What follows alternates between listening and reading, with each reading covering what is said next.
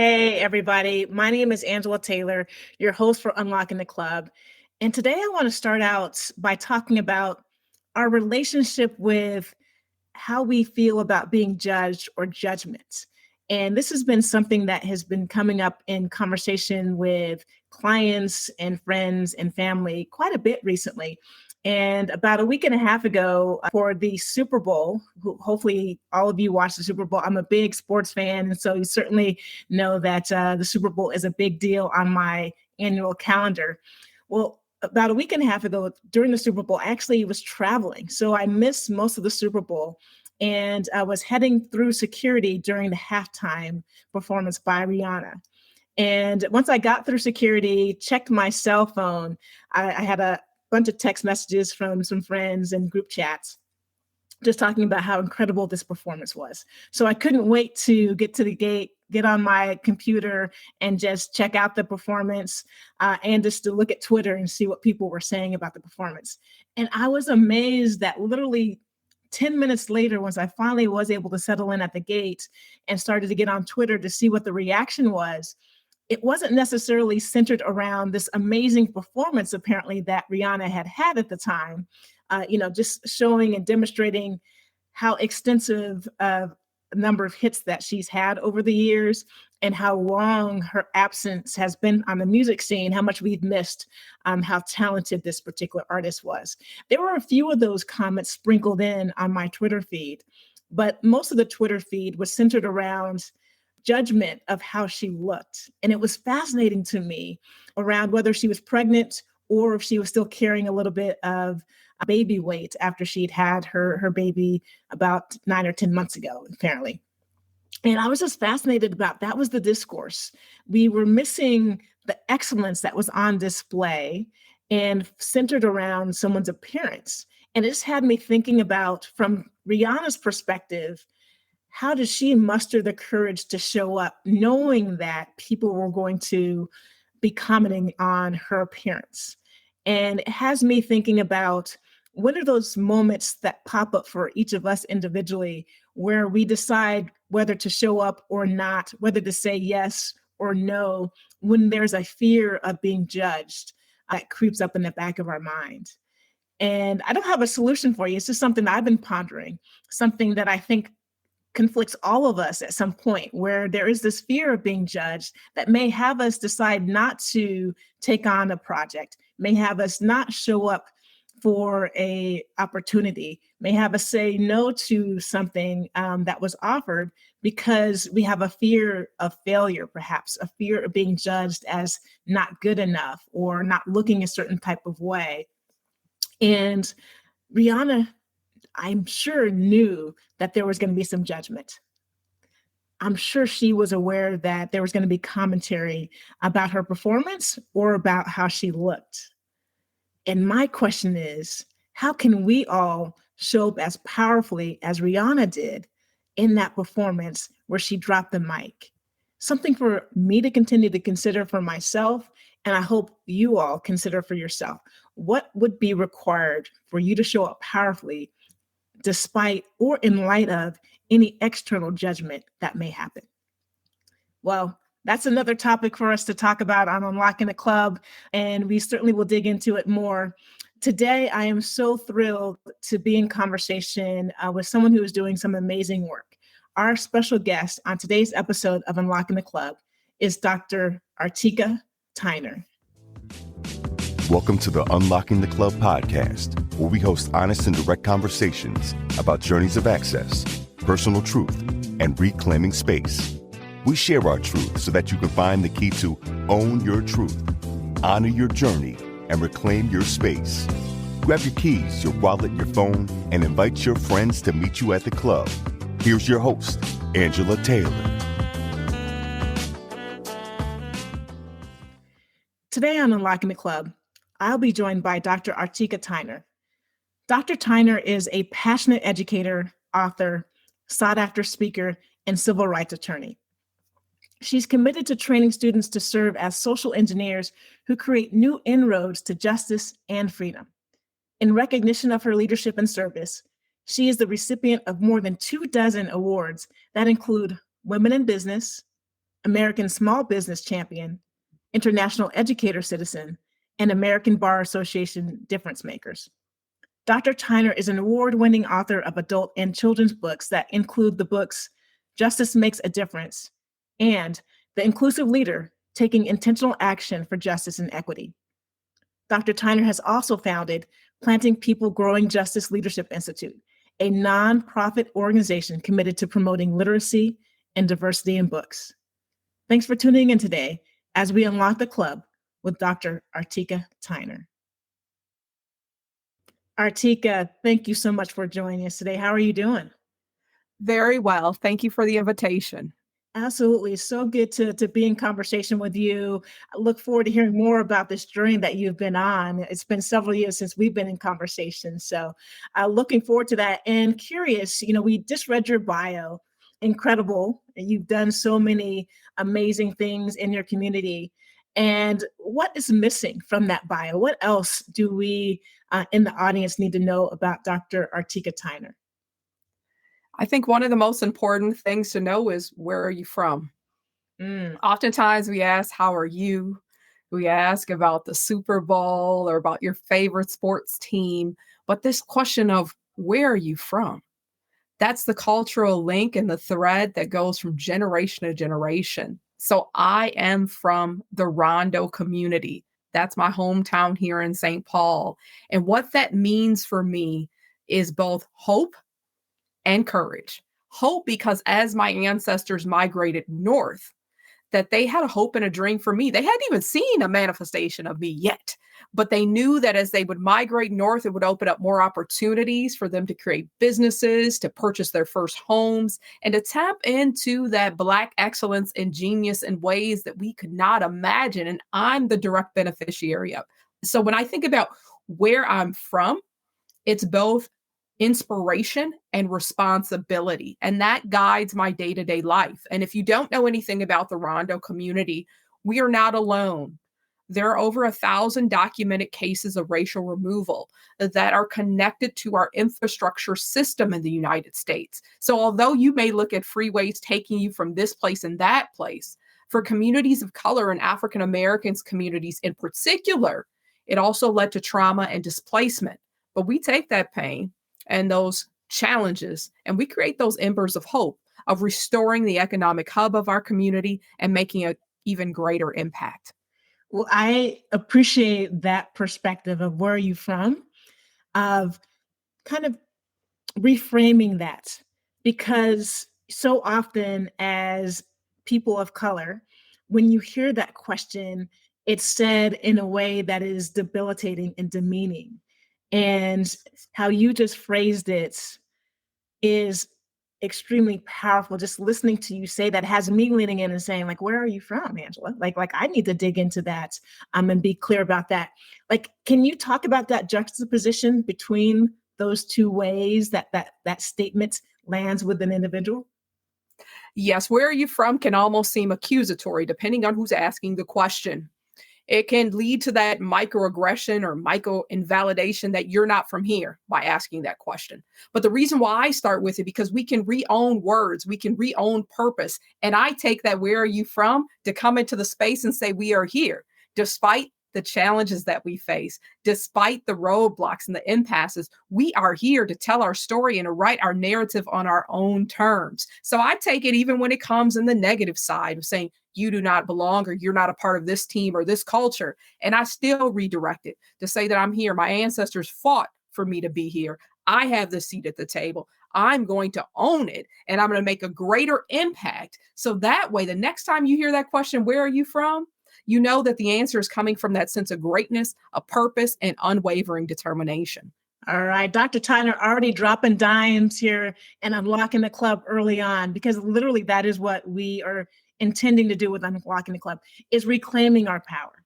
Is so often there's, whether it's words or phrases or stories that are aimed at being weaponized, right, to harm us or to create the trauma that you allude to.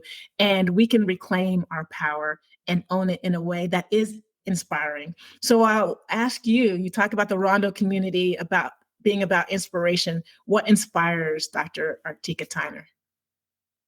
Definitely my foremothers. When I just think about what not only did they endure, that's only one piece of the story. What did they create? They created in me a world full of possibilities. Like my mother, oftentimes I'd say, well, I want to be like somebody else, or I want to try this, mother would say, be the best original, be yourself. So she was giving me an invitation of a journey of self-discovery to find out all the gifts and talents that God had placed within me, to nurture them and help them to unveil, to be a blessing in the world in ways that I didn't anticipate. So who inspires me? My grandmother, my mother, those women that came before me and everyone said they'd have to beat the odds. They took the odds, turned them on their face, and created possibilities that no one could dream of. When I think of my grandmother, for instance, my grandma Nellie, she had the voice of an angel, this beautiful soprano who led every choir in the Baptist convention. But one of the things that I always said, well, I want to sing just like you. And she was like, well, what if that's not your calling? And I was like, no, just like you. But I found that sense, just like the community organizers say, God voice, got power. Her power was in singing those gospel hymns. My power is in the courtroom, in the Capitol, in any place that you give me the mic to speak up for justice. So they taught me to use what I was given and understand that I was fearfully and wonderfully made, and to use those skills to touch the world in my unique way. So when I go into a space, I already feel fulfilled because I know what type of power, sense of agency that I walk into.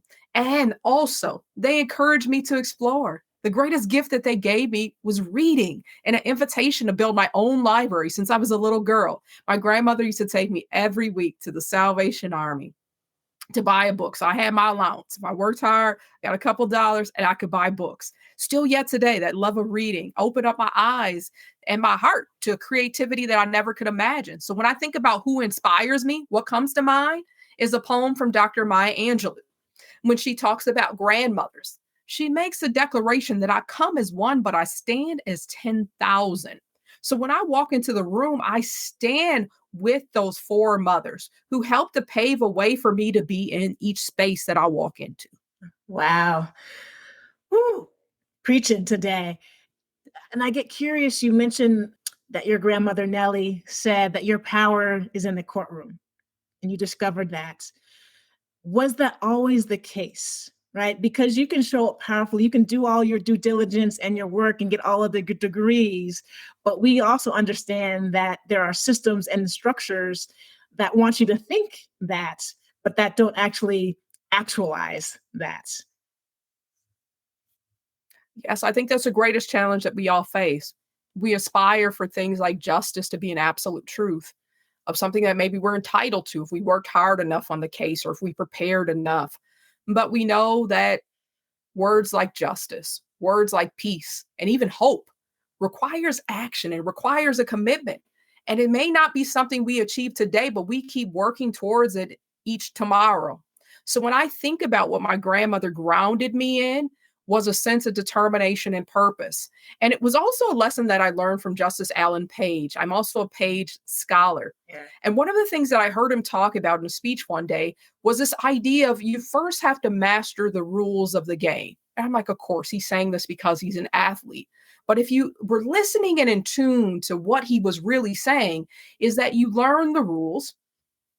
His next step was that you master the rules. And then I would add another step. Once you master the rules, you also work and aim towards getting the power to change them. So a part of it is understanding process.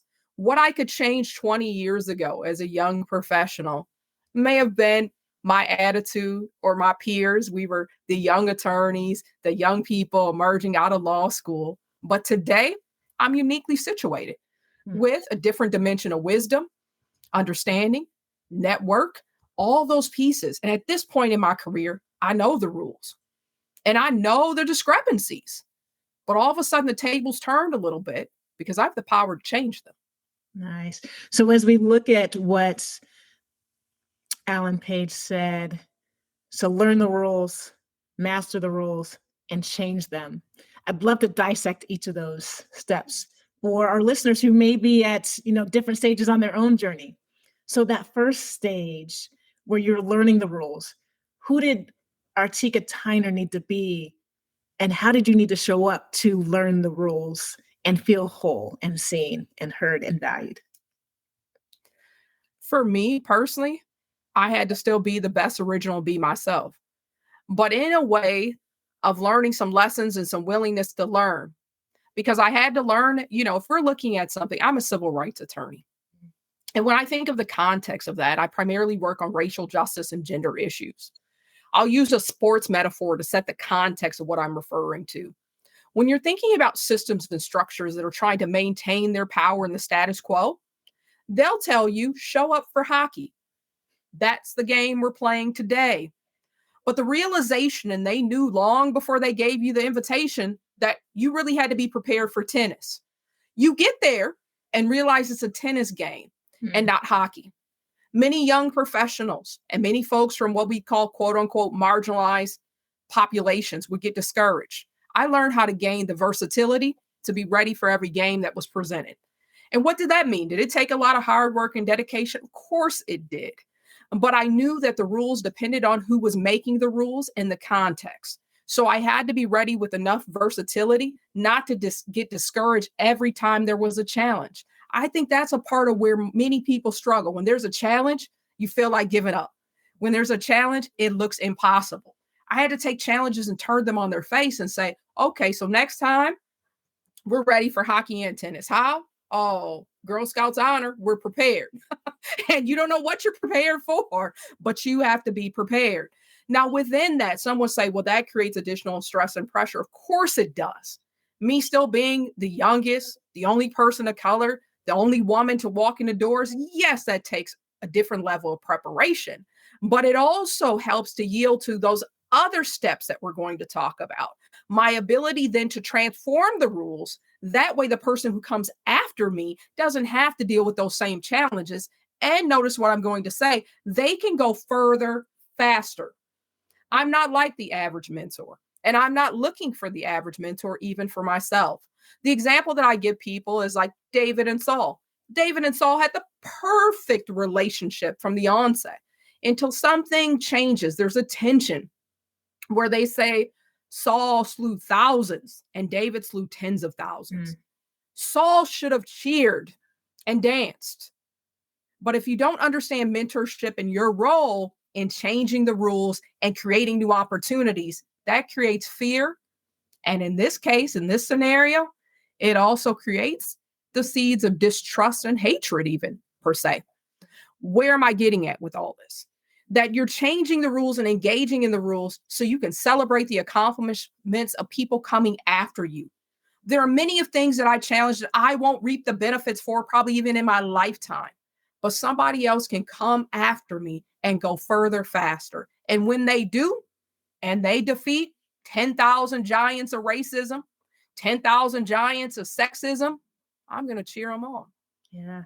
Amen to that. And I get curious too, Artika, is like you hear so many stories, like if you're in a conversation with a strong Black woman, you hear this all the time, right? You hear like maybe 10% of the obstacles or challenges and 90% of the overcoming.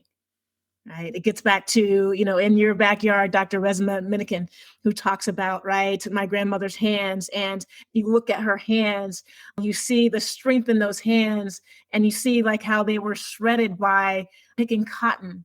But then you see the resiliency that they heal themselves.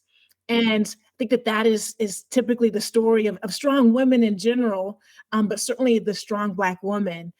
And I find it fascinating to hear that sometimes when we are able to exhale and in those moments of vulnerability, and in addition to that 90% strength and resilience and empowerment, we can be vulnerable and share that 10% of the fear, the frustration that shows up too. So I'm wondering, along that journey, particularly in that first space where you're learning, like, can you unlock that club of the reality of the situation, in addition to you hearing like the village behind you saying the hope and what we're about and the possibility, but also the reality of the day-to-day navigation? That's a challenge. That's a difficult piece. When you're in it, you don't see a way out. If I told the Artika 20 years ago where I'd be today, she wouldn't believe it. Yeah. She would say that it might be Not impossible, but how will you conquer that many giants to get to your destiny? And that's why the mentorship piece is vitally important. You need someone to be able to say that where you are today is not where you'll be tomorrow. But you don't need them just to say it. You need them to take the strategic action to ensure it. So I don't think it's always the responsibility of the young professional to go through that process of self-healing and self-discovery. Those are natural things that happen on a career journey. But I do hold myself accountable to be sitting on the other side as a more seasoned professional to be able to tear down those barriers. And let's put it in the business terms to be able to coach, mentor, and champion others, and not to take it because there have been a lot of mentors on my journey. They would say, then, well, you have to go through this so then I can, have this journey of learning. I don't necessarily believe that to be true. I don't want someone to go through another set of inequities or challenges to prove themselves. I want them to be able to be whole enough to renew themselves because that's a skill they'll need for the rest of their lives. And they don't have to prove themselves by how many scars they have on them that they were pushed down by that microaggression. They lost this promotion. No, no, no. What I hope to be able to do is to provide that space where someone can be in their fullness and their wholeness, not to say they won't face adversity, but I can help to eliminate some of the unnecessary ones. Yeah. And my mentees can tell you, Dr. Tyner walks in the room is no nonsense. Why? Because why should they have to go through some of the same unnecessary challenges and barriers that I had to go to? We have to at some point say it's our responsibility to bring forth progress. Yes. So, and you can tell the conviction with which you navigate the hallways in which you preside. What's important about exactly what you just said of making sure that you're reaching back and helping someone else out and not making them have to walk uphill both ways in the snow with no shoes on, right? Just because that may have been Yes. your journey.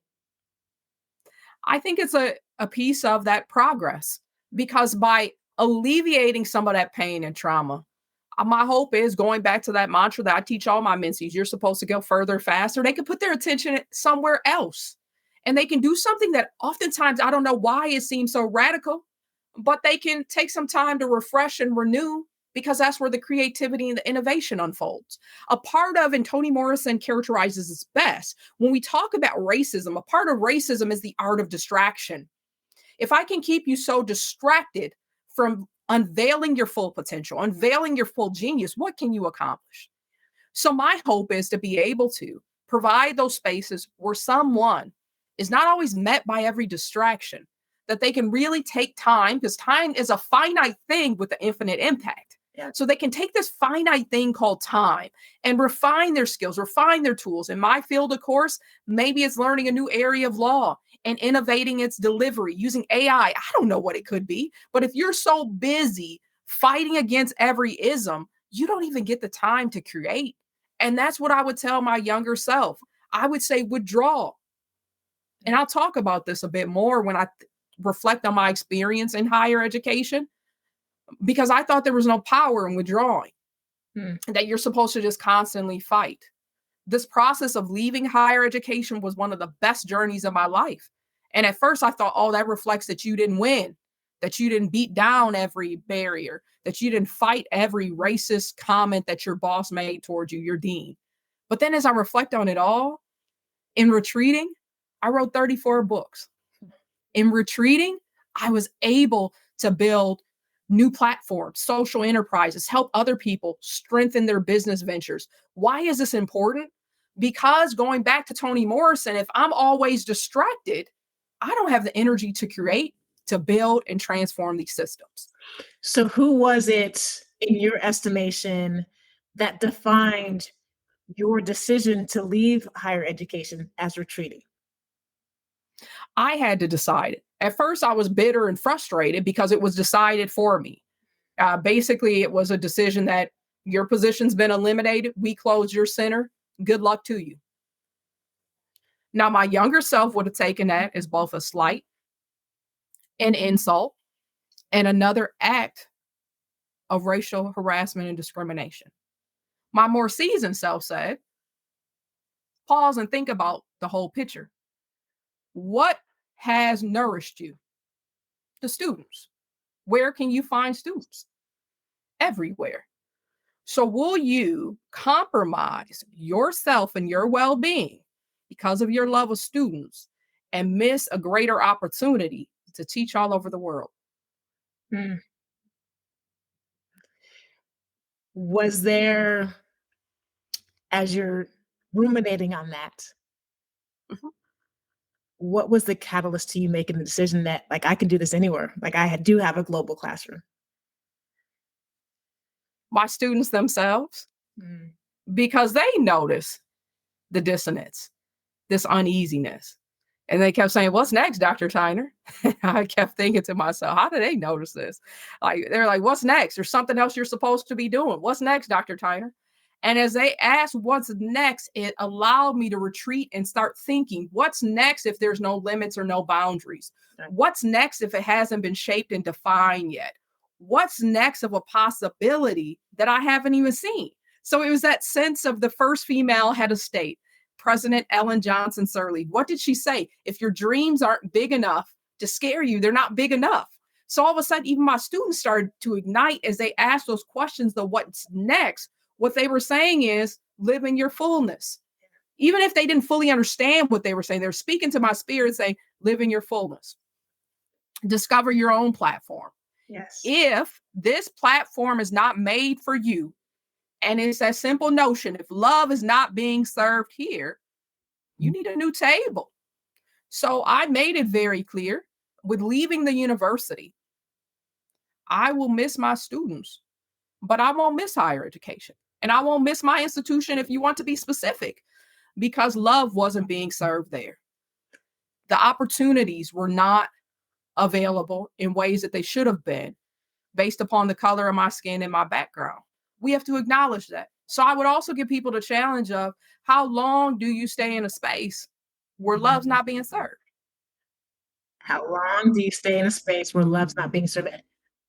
That is the quintessential question that we all need to ask ourselves. And Artika, I find it really fascinating that so often, whether it's from my own journey where I'm able to step back, pause, and reflect, or in the conversations with other guests that we've had on the podcast, or just in conversation with friends and colleagues, so often when we're on our journey and we come to the place where we need to pivot, oftentimes we look at there's an external factor that is the catalyst for us pivoting. And after that pivot, we get to a place where we have more clarity of purpose, more passion. We feel that we found our calling. We've been able to unlock and unleash our superpower.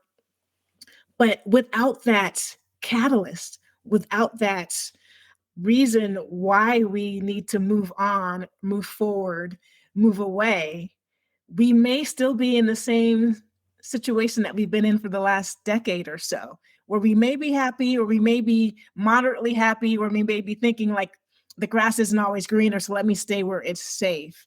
And that's happened for me a number of times over the course of my career, where there was a reason, something happened, and I'm like, wait a minute, I'm not going to put up with this, right? But should I just stay? It's comfortable. Right? I'm doing what I want to do. I'm impacting people that I want to impact. I'm working with folks that I enjoy being around. But this, this interaction, this individual, this circumstance is not in alignment with my values.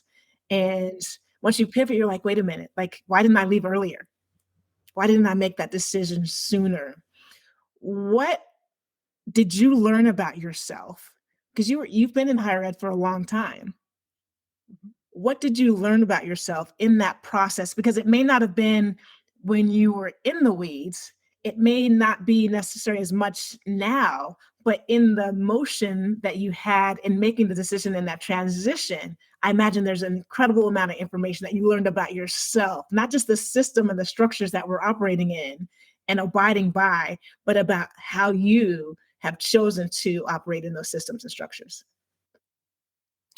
I learned about myself, a process, learning those rules. Now, I'm not going to say I didn't change anything in higher education, but I am going to say that I had to learn the rules to see some of the systemic challenges that we face, not just in higher education. Fill in the blank, a Fortune 500 company, my friends are there. They face similar challenges.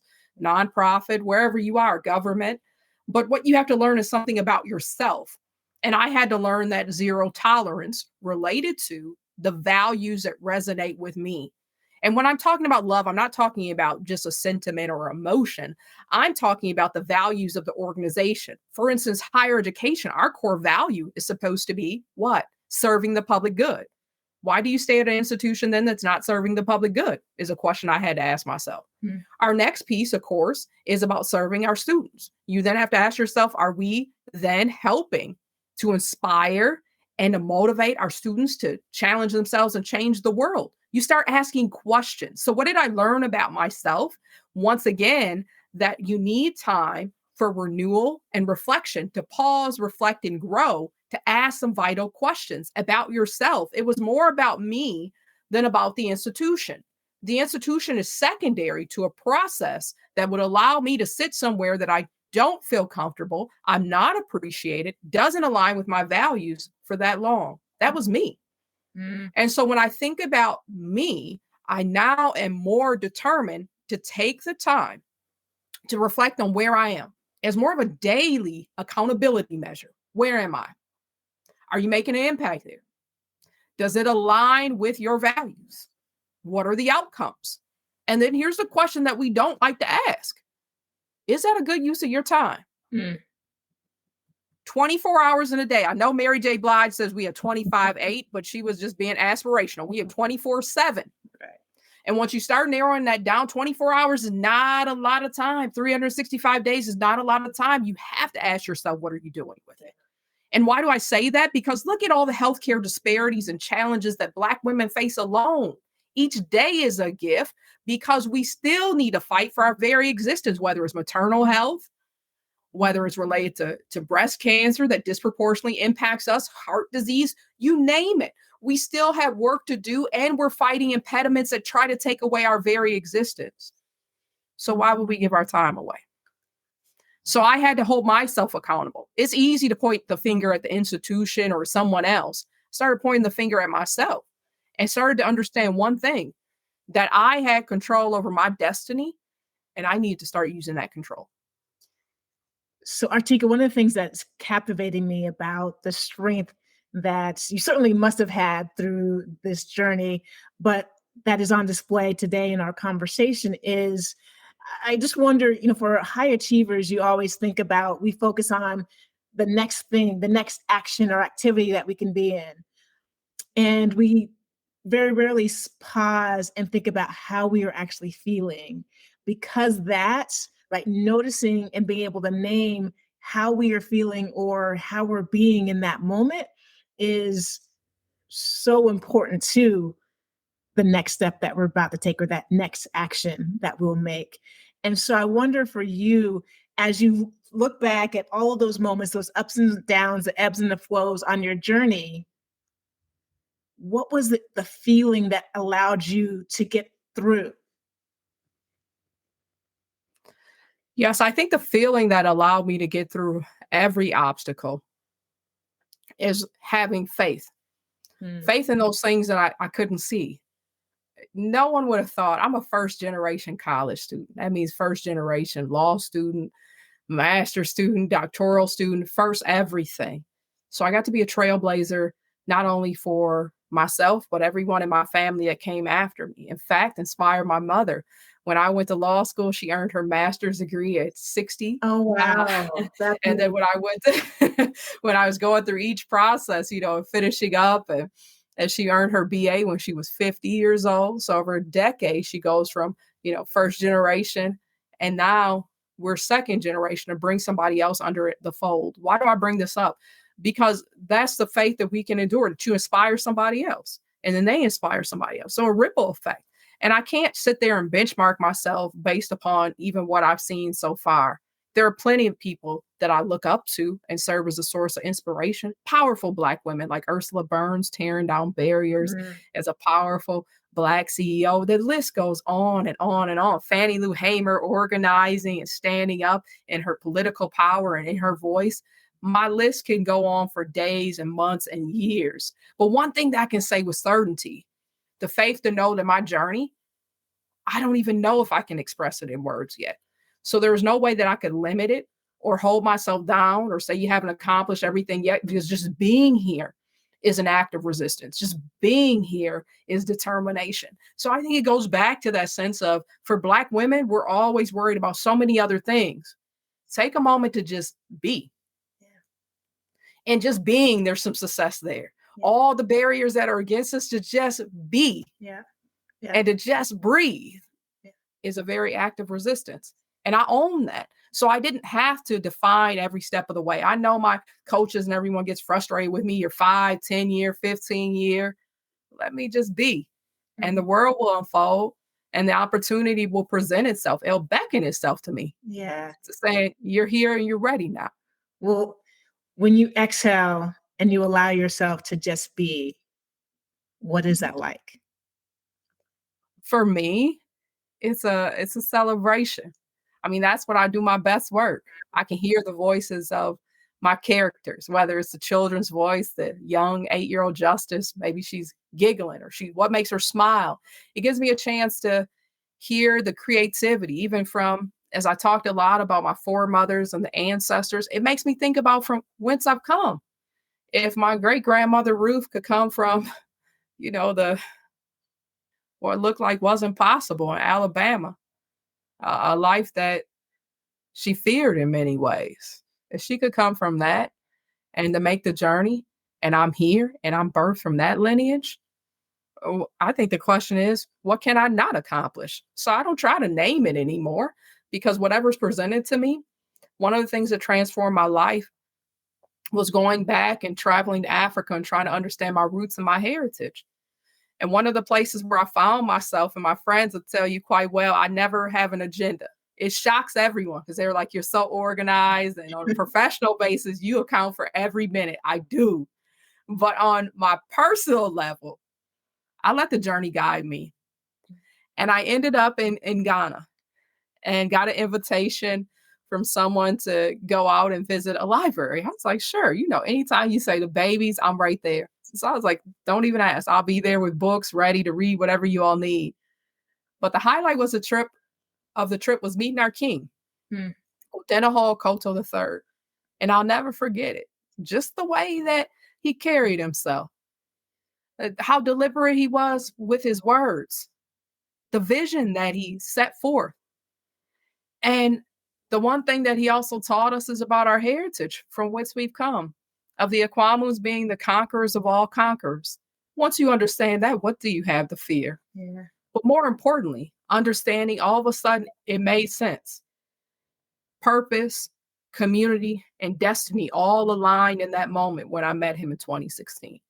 It changed my life. So everything that happens to me is an opportunity to learn and grow, of course, but also an opportunity to get me closer to my destiny of making an even greater impact than what I could imagine. Because when I look at our king, every time I go back and see him, I usually go back every 6 months. He's accomplished more in 6 months than people accomplish in a lifetime. If you are very clear on purpose, on impact, and destiny, you're able to do something that most people can't do. You cut out the noise. You cut out the noise of your critics, and you even cut out the noise of the critic that's within you, called self-doubt. And once I learned how to do that, the rest is just minor details. And it gives me then the energy, fueled with purpose, to accomplish all that I'm supposed to do. So when you let the journey guide you, which is beautiful and is difficult to do for many of us, that like to control the details, right? Oh. How do you unlock the club? Right? And what's your relationship as you look at this journey unfolding for you with you, Dr. Artika Tyner, unlocking a club or many clubs? I unlock the club by walking in purpose. And by doing that, I had to first understand the potential of who I am and what do I bring to the world. I also had to understand where are those areas that I needed to learn and grow. How could I be more effective? I know you're seeing me now, but I'm really an introvert dressed in extrovert's clothing. So public speaking and all was not my thing. Yep. And so I woke up and understood destiny is tied to this microphone. Put this mic on and get to work. Tell the story of your people. Tell the story of your destiny rewritten from that lesson of the conqueror of all conquerors. The Akwamus, we don't know the story full yet. And that's one of the projects that I hope to work on directly with the king. That the Akwamus, wherever they went in the world, they fought against the institution of slavery. They challenged it. And one of their greatest defeats was, and we still have the keys in our King's Museum, is that they overtook one of the slave castles. No one wants you to know that story. The only narrative that they give us is everyone bowed down to slavery and said this was too bad, too sad. But the Akwamus, wherever they were taken during the transatlantic slave trade, fought for their freedom and everyone else around them. So when you think about that, in order to unlock the club, I had to make space and make room for a learning journey that would even take me to Ghana.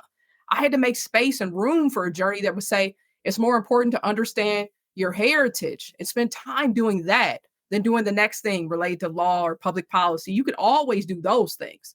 But to understand who you are and what you are supposed to accomplish, that will shape the rest of your life. I had to take time to do that. What I'm learning through these conversations we're having about unlocking the club is, I think, going into our journey, we think about that there is this literal and figurative club, like, right, that there is a space that we currently are aiming towards. And along the journey, as you let the journey guide yourself, it's about that determination and purpose that your grandma Nellie shared with you, right? That's the club. And if each of us as individuals unlock that club of what is our purpose, where is our power, that's the best club you can be a part of.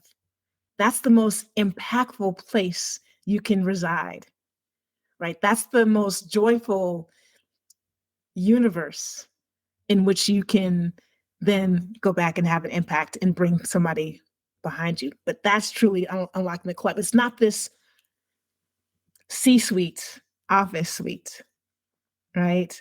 It literally is that place where you find purpose and you have the determination to do what your calling is. And I appreciate you sharing that with you, that the royalty that is on display and that you heard from reiterated everything that you know and what your ancestors have been telling you all along.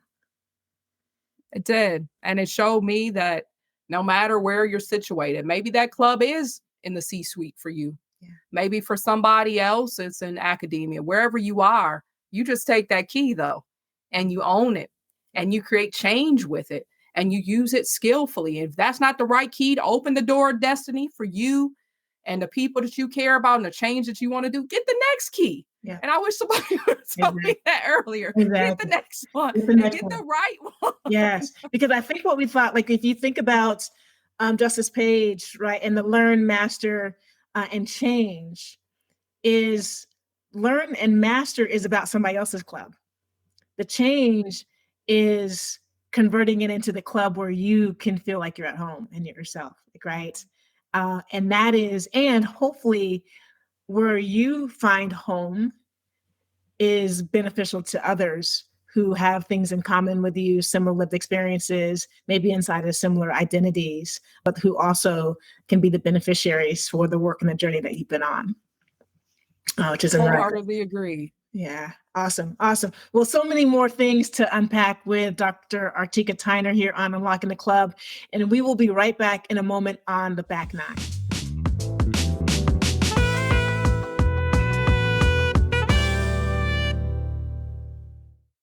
Welcome back to Unlocking the Club. I'm your host, Angela Taylor. I'm here with the amazing Dr. Artika Tyner. We're talking about being determined. We're talking about finding your purpose. And we're talking about learning and mastering and changing systems and structures so that you can build your own club. You can unlock your own club. Find the key. Throw away that wicked key and find the key that really unlocks your purpose. Dr. Tyner, here on the Back Nine, I guess the first thing is, you've talked a lot about your journey to Africa, and I'm curious about that. I'm jealous about that journey. But beside your own home, what's the place that you feel the safest to actually be yourself? I created it. It's called Aya's Place. I created my own writing studio where we come together with other creatives, other writers, artists, and we help to reimagine the future and create basically the blueprint for it. Mm.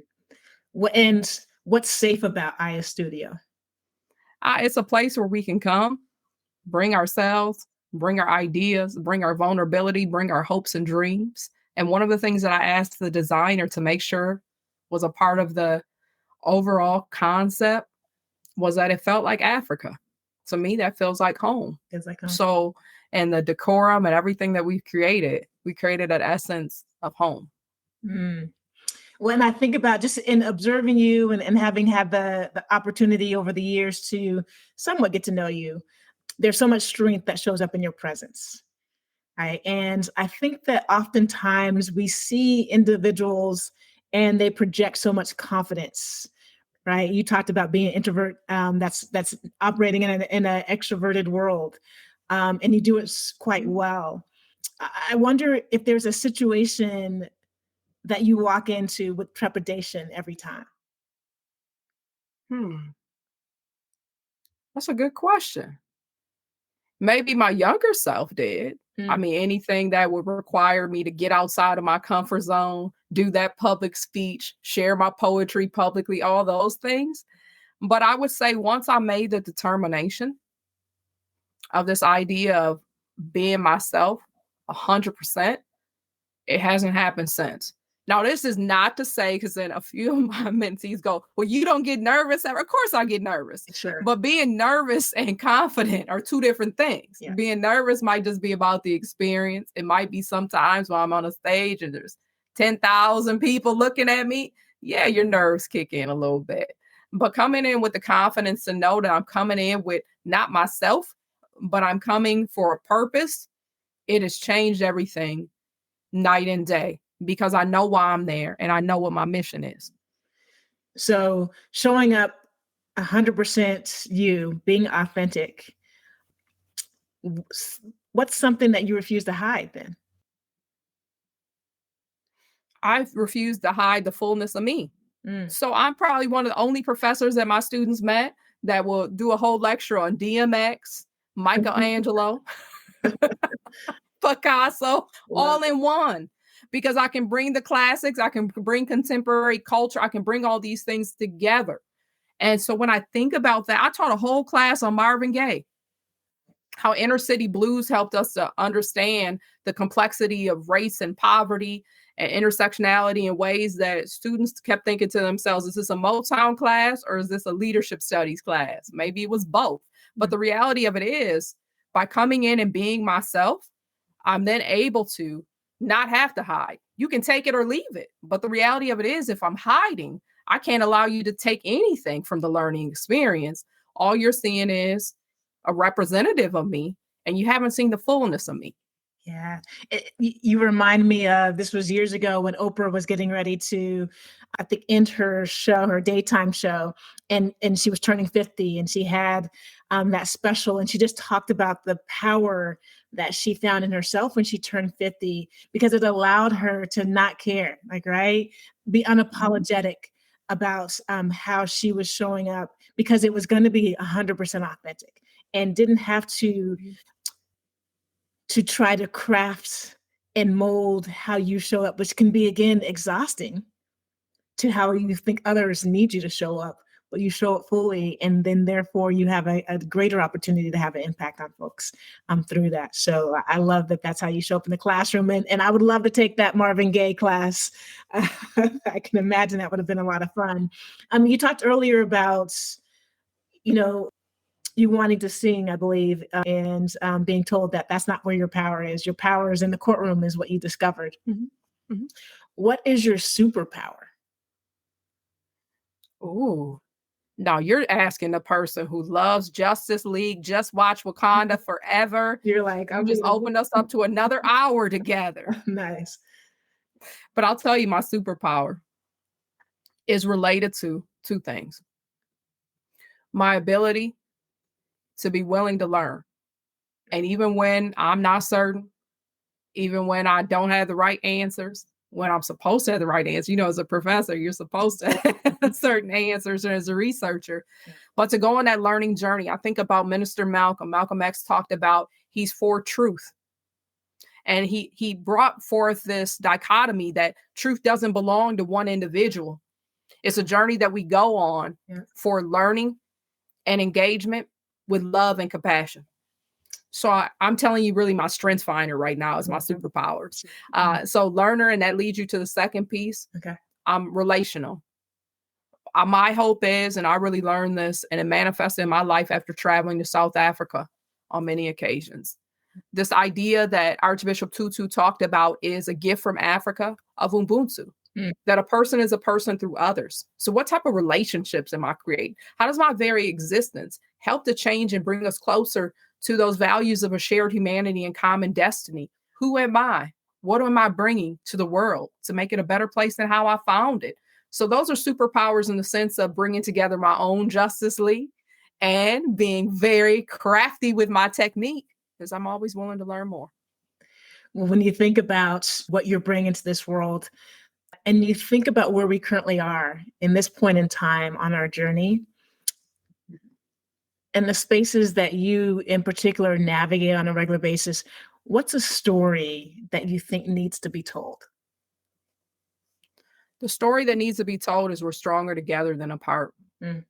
There's oftentimes this idea that one group has more knowledge than the other, one's better than the other. Yeah. Those are all scarcity models of engagement. I go through a model that's of abundance, that we don't have any competition with each other. We complete each other on this journey called life. That was the impetus for me writing The Inclusive Leader. That book changed my life. It's not to say the other books didn't have an impact in me in some meaningful way, but The Inclusive Leader forced me to start asking those questions. What would it look like to create the type of organizations where human capital and talent could rise? Not having those circumstances where you were excluded because someone saw the amount of melanin in your skin, or they didn't like your accent, or they asked that question, where are you from, that I reclaimed earlier. Right. So when I think about this idea of who I am and the inspiration, it was to be able to create change on my own terms. And The Inclusive Leader gave me the tool to bring others with me on this journey, that we can create the type of world that we want to live in. But we have to be intentional and purposeful, set the agenda for it, measure our impact, and be able to recalibrate when we go wrong and off course. But be on the journey and have enough trust and love and care for each other that we're willing to go with each other to build more effective teams, communities, and families. Well, I sense that you are at your best quite often. And when you're at your best, however you define best, because I think we all have very different definitions of good, great, best, better, all those different things. When you're at your best, what is true for you? When I'm at my best, what's true for me is that I'm writing and thinking. What's true to me is based upon my culture and faith tradition. I have an obligation of 7 generations from today.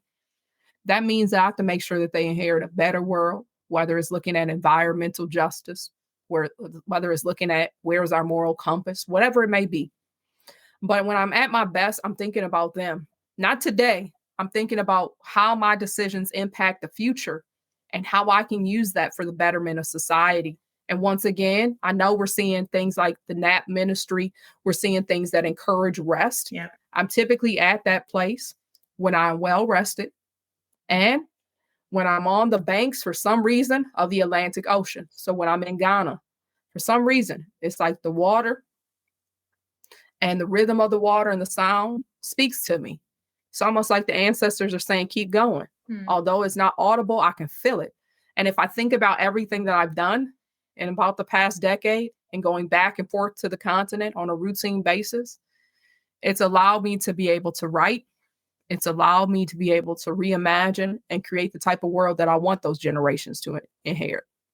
Well, you mentioned the NAP ministry. Like that certainly is a club that has been unlocked. Like they had it right in preschool, kindergarten, or whenever, right? Yes. You bring some graham crackers and you get a 30-minute nap during the course of the day. They have it right. So I love the NAP ministry and what that means, and just allowing ourselves the grace to know that you can't go 24/7 or 25/8, right? As you alluded to earlier, like you need to be able to take a pause over the course of your day, whatever that looks like. If it's just getting up and walking around your office, if it's like going outside and walking around the block, like that is so crucial to us being able to flourish and to be at our best when we need to be at our best. And so the Nap Ministry is one of those clubs that has been unlocked recently. What's a club that you would claim as your own? I think hands down, I'd claim Club Ghana. When I think about what has changed my life, it's been Ghana. To be able to be in the places where I see creatives, whether it's through the arts in the traditional sense of, paintings or fashion and design, the printing of fabrics, all these pieces coming together on Oxford Street.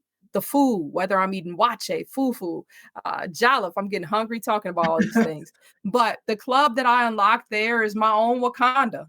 This place where I can go to, where I see innovation at its best, where I can go to, and the standard is Black excellence. And where I can go to when I'm working with my king with new ideas, he's like, Doc, let's get started. Wow.